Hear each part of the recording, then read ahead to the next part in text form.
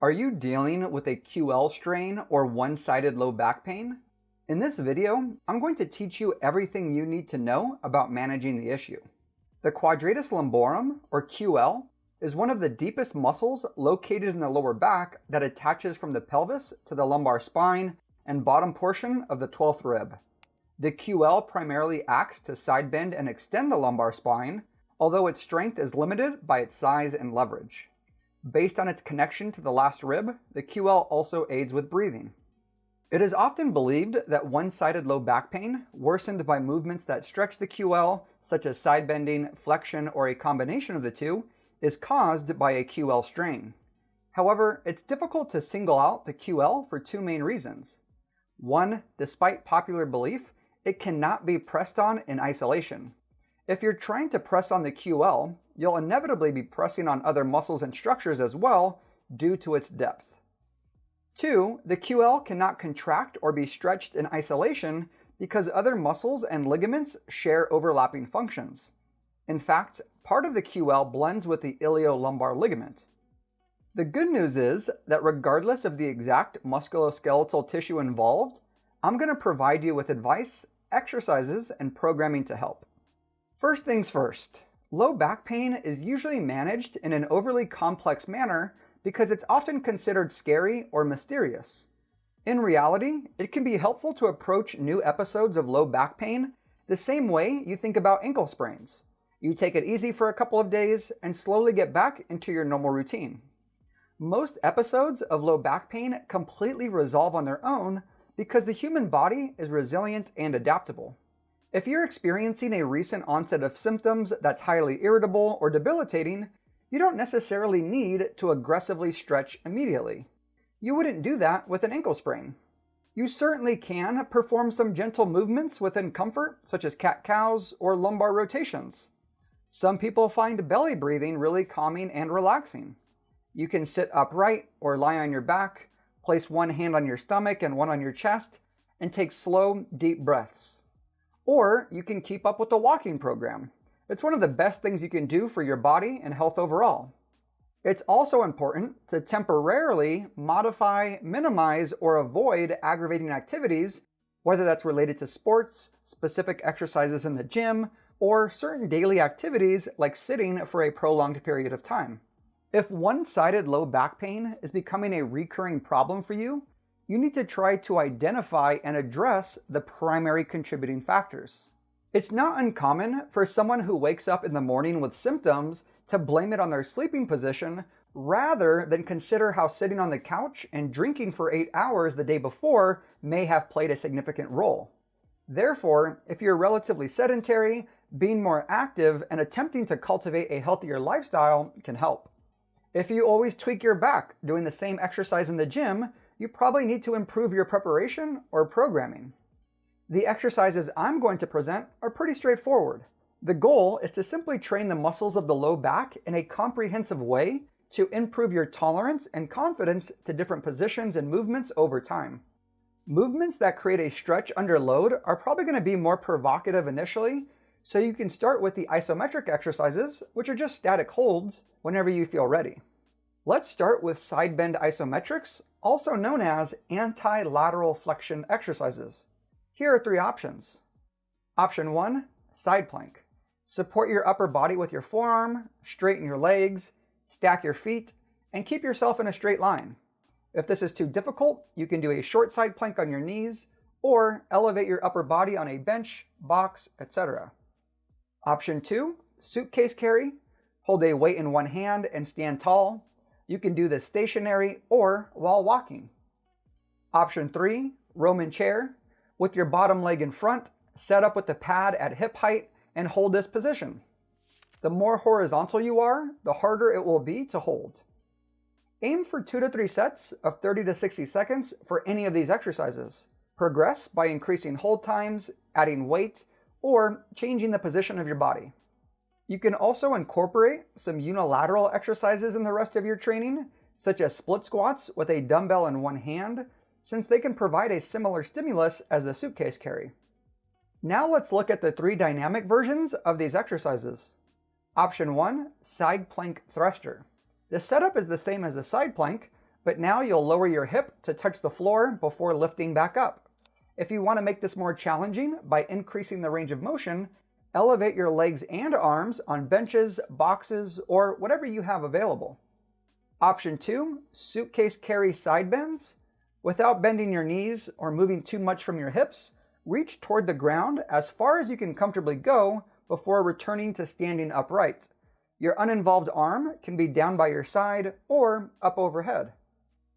Option 3, Roman chair side bends. This setup is the same as before, but you're side bending your trunk toward the floor and back to the starting position. This can be done with or without weight and with your arms across your chest, at your side, or overhead. Aim for 2 to 3 sets of 8 to 15 repetitions while focusing on keeping the movement slow and controlled. Progress by increasing the range of motion, adding weight, or changing the position of your arms. For the back extension isometrics, which will also involve the hip extensors, here are 2 options. Option 1, Roman chair back extension isometric. With the pad at the level of your hips, hold your trunk in a straight line. This can be performed with or without weight.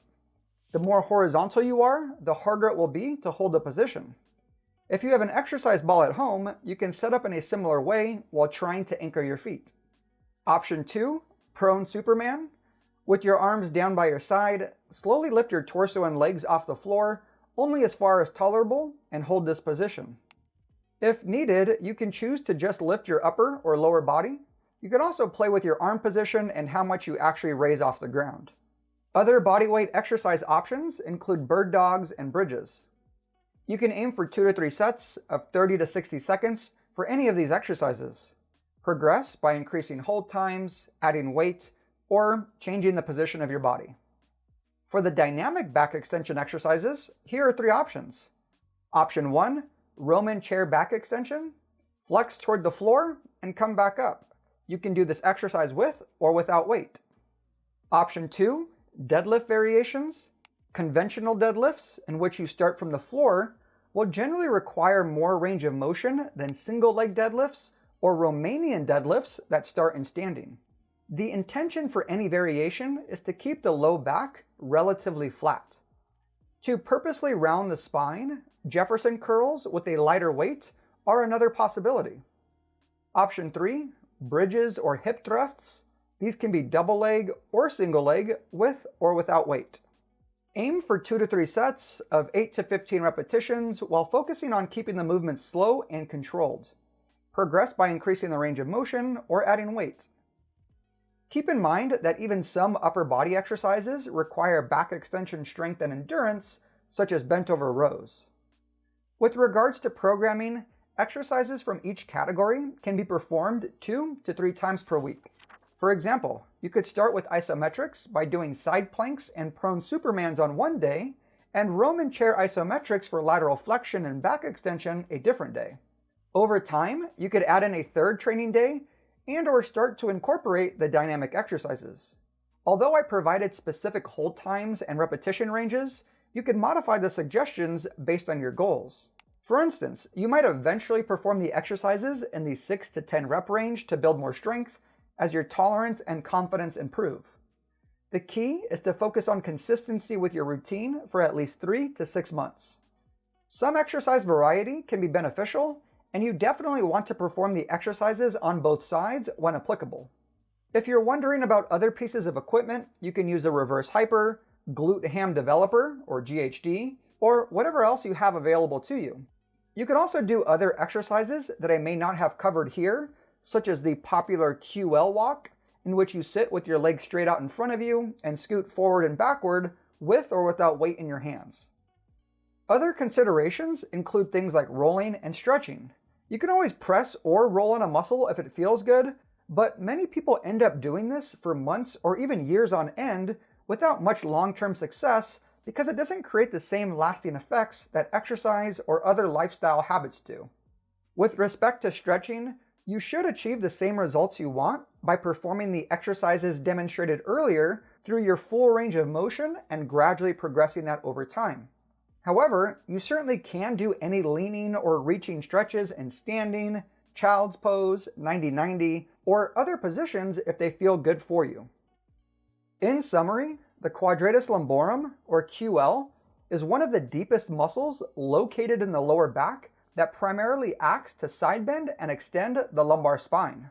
Although it is often believed that one-sided low back pain, worsened by side bending, flexion, or a combination of the two, is caused by a QL strain, it's difficult to single out the QL based on its depth, proximity to other muscles and ligaments, and shared function with other structures.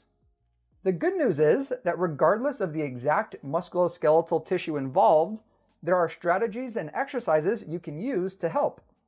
Although low back pain can sometimes feel scary and mysterious, it doesn't necessarily have to be approached much differently than a minor ankle sprain in most cases. Take it easy for a couple of days as needed and slowly get back into your normal routine. You can facilitate this process with simple movements like cat-cows and lumbar rotations, as well as belly breathing exercises, and keeping up with a walking regimen. It's also important to temporarily modify, minimize, or avoid aggravating activities, whether that's related to sports, specific exercises in the gym, or certain daily activities like sitting for a prolonged period of time. If one-sided low back pain is becoming a recurring problem for you, try to identify and address the primary contributing factors, whether they're related to your gym program or your lifestyle and habits. Lastly, you can incorporate exercises that train the muscles of the low back in a comprehensive way to improve your tolerance and confidence to different positions and movements over time. Movements that create a stretch under load may be more provocative initially, so you can start with the isometric exercises, which are just static holds whenever you feel ready. As your tolerance and confidence increases, move through larger ranges of motion, add or increase weight, and use a variety of exercises to challenge yourself more over time. Thank you so much for watching. If you enjoyed the video, please hit that like button, subscribe, turn on notifications, and leave any comments down below. Peace.